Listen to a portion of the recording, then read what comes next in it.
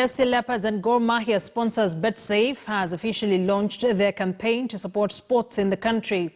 The betting firm has released guidelines to enable sports lovers to bet responsibly, wading through a number of restrictions online to avert the scenarios of gamblers falling into addiction. At the game of just doing what we are launching today, we've always done it. In fact, if the statistics are produced, Dan knows that we bet more than AFC Leopards, that we are going to bet again. So we don't forget about the league.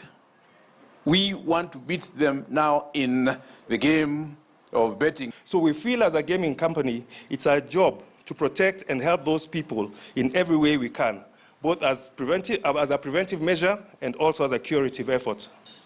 We want to make sure that we provide the most safe and secure environment for customers with tools that help them have a better control of gaming. We are really grateful to Betsafe. Before even you started, they actually gave us some money to pay salaries in July, August, September. And if it were not for them, I don't think any other players could have come to want to join our teams.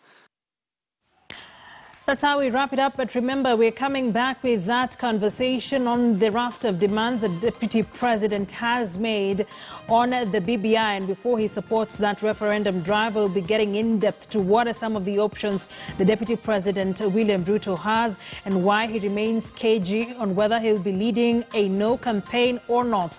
I'll be speaking to Martin Olo, a lawyer and political analyst, as well as George Kithi, also an advocate of the High Court, joining us for this conversation. I'll release our viewers on KTN Home. Do join us on KTN News for this conversation. I am Akisa Ndera. I'll see you in a bit.